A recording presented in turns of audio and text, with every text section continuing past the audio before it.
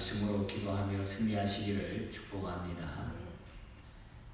솔로몬이 성전을 건축한 뒤에 하나님의 적극적인 후원을 입고 영토를 확장하는 등 이스라엘의 번영이 온 땅에 임하게 되고, 또 거기에 솔로몬은 온 힘을 쏟고 있었습니다.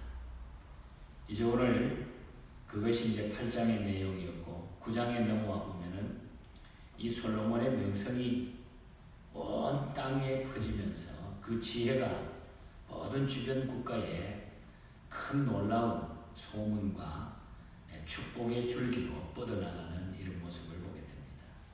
그래서 아라비아에 있는 스바 여왕이 솔로몬의 명성을 확인하기 위해 가지고 이스라엘을 방문하는 그런 내용이 오늘 본장에 나타나고, 오늘 이 역대하 9장의 내용은 우리가 열왕기상을 우리가 말씀을 나눌 때에 같은 말씀을 나눴습니다. 열왕기상 10장에 나오는 똑같은 내용의 말씀이고 11장에 연결되어 있는 그런 말씀이 오늘 역대하 9장에 나타나고 있습니다. 그리고 마지막 29절부터 30절에 가서 이 솔로몬이 40년 통치를 끝내고 죽게 되는데, 그의 아들 르호보암이 대신하여 왕이 되는 이런 역사가 오늘 본장에 나타나고 있습니다.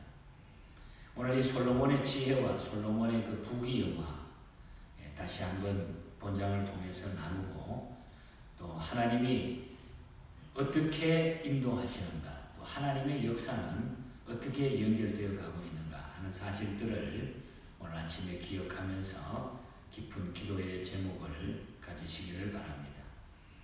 하나님을 존중히 여기는 자는 하나님이 존중하게 해주신다 하는 말씀을 우리가 이 말씀을 통해서 교훈받습니다. 솔로몬은 성전을 건축하고 정성을 다한 봉헌으로서 하나님을 매우 존중히 여기며 하나님 중심으로 살아가게 됩니다. 그의 온갖 지혜와 재물은 하나님의 건축물을 완전한 작품으로 만드는 데 총동원이 됐다. 솔로몬의 모든 삶의 가장 귀한 것들은 하나님을 위하여 모든 것들이 사용되었다. 솔로몬이 이렇게 한 것은 하나님께 어떤 대가를 바라고 한 것이 아니었다는 것이죠. 그의 생애에 오직 하나님만을 존중히 하고자 하는 그 마음에서, 그 부친 다윗이 주셨던 그 마음, 다윗의 모습 속에서 배웠던 그 마음을 그대로 가지고 있었기 때문이었습니다. 하지만 하나님은 이제 솔로몬의 지혜와 재물을 그 마음 중심을 보고 더 크게 하여서 그 명성을 더욱 빛나게 해주셨습니다. 오늘 1절에도 그렇게 말하고 22절에 가서도 보면 솔로몬 왕의 재산과 지혜가 천하의 모든 왕들보다 큰지라. 그리고 13절 이하에 보면은 솔로몬의 재산과 지혜가 얼마나 대단했는가를 그 재산의 상태, 입고 먹고 살아가는 그 모든 환경을 그대로 설명해주고 있는 것을 또한 보게 됩니다. 그래서 멀리 아라비아 반도 남쪽에 위치한 스바 여왕이 이런 솔로몬의 명성을 듣고 그 지혜가 얼마나 대단한 것인지 한번 확인하기 위해서 찾아오게 되는 것을 보게 됩니다. 이렇게 우리의 가진 것으로 하나님께 봉헌함으로 하나님을 존중히 여기는 생활은 곧 하나님이 우리를 존중케 하시는 기름을 우리가 알아야 돼요. 하나님을 우리가 먼저 존중케 해드리게 되면은 하나님이 우리를 존중케 해주신다. 존귀하게 해주신다. 더 나아가서 우리의 삶이 존중케 되는 일은, 존귀케 되는 일은 자기 스스로 노력해서 되어지는 것이 아니라 하나님이 우리를 높여주셔야만 되는 일임을 우리는 알 수 있는 것입니다. 하나님이 솔로몬을 높여주셨다. 하나님께 최선을 다해서 하나님을 섬기니까, 존중히 여기니까 하나님이 솔로몬을 존귀케 해주었다. 이것이 하나님이 주시는 축복입니다. 그래서 우리가 우리의 중심, 가장 귀한 것, 가장 중요한 것, 가장 아끼고 사랑하는 것, 이건 모든 것을 우리가 하나님 중심으로 드리고 쓰고 사용하고 하나님 앞에 시간을 바칠 때에 하나님은 그것을 통해서 나를 존귀케 해주신다. 이것이 이 말씀의 중심인 것입니다. 그리고 열심히 있는 자에게 정해진 지혜를 보게 됩니다. 지혜를 얻기 위해서 우리가 열심을 가져야 된다. 지혜는 열심 있는 자에게 주어진다. 솔몬 왕의 지혜에 관한 소문을 들은 오늘 스바의 왕이 나타나죠. 이 스바의 왕은 그 지혜를 확인하고자 수많이 먼 길을 지금 달려오고 있는 거예요. 이렇게 참된 지혜의 가치를 아는 자들은 지혜를 얻는데 수고와 비용을 아끼지 않는다는 거죠. 스바의 왕 역시. 이 스바의 왕은 솔로몬의 지혜를 듣기 위해서 몸소 큰 수고와 경비를 들였습니다. 이것은 열심 있는 행동이라는 거죠. 그 결과 스바의 왕은 솔로몬에게 직접 지혜의 말씀을 듣게 되는 복된 시간을 가지게 됩니다. 그리고 확인하게 되고 정말 내가 생각했던 것보다 더하구나. 이것은 내가 생각을 가지고 있었던 것보다 엄청난 지혜와 하나님의 축복이다. 그걸 와서 깨닫게 되는 것입니다. 이렇게 복된 말씀을 듣고는 먼 길을 찾아오는 수고를 지불하고 온갖 것이 잘한 일이라고 그는 생각을 합니다. 6절에 보면 내가 너무너무 잘했다. 그렇게 한 것이 너무 잘했다고 생각을 하게 됩니다. 더 나아가서는 이렇게 복된 지혜의 말씀을 날마다 들을 수 있는 솔로몬의 백성들이 복되도다고 찬양을 합니다. 7절에 보면 솔로몬의 백성이 얼마나 복되나 그걸 찬양합니다. 참된 지혜라고 하는 것은 이렇게 깨닫는 데 있다는 거예요. 깨닫는 데.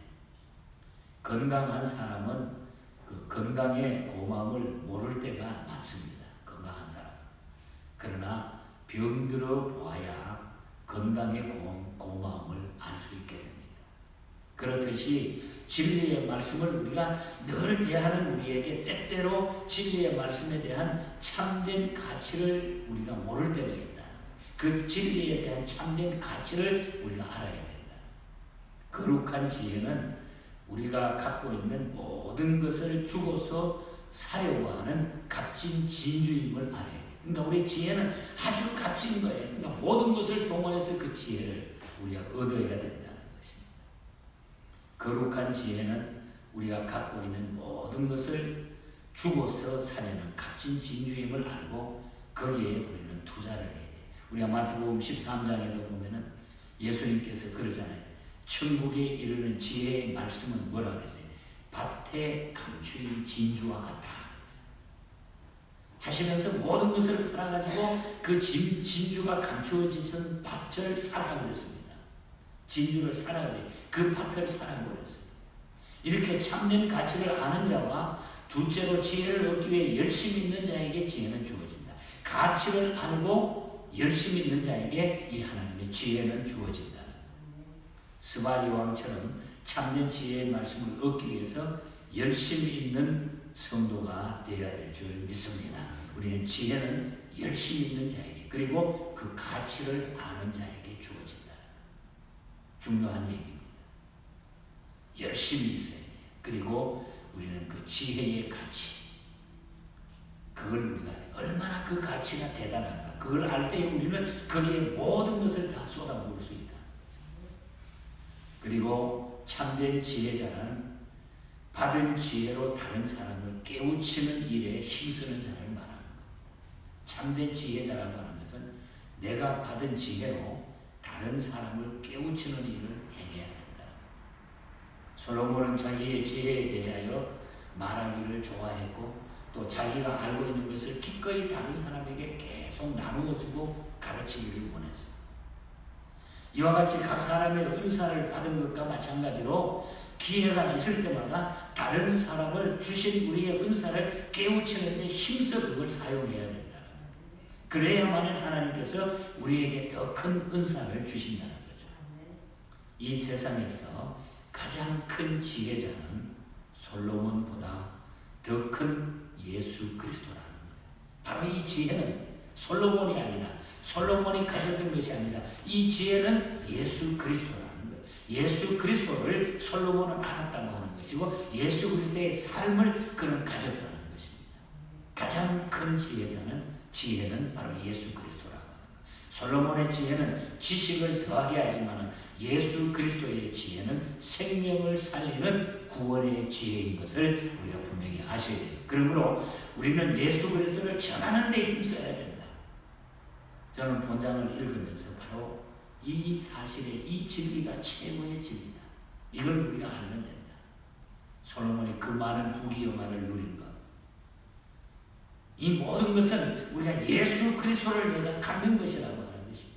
예수 그리스도를 우리가 믿는 것이라고 하는, 그리고 이 예수 그리스도를 우리가 전해야만 된다는 거예요. 이 받은 지혜를 우리가 증거하기 위해서 우리가 이 땅 위에 지금 남아있다는 거죠.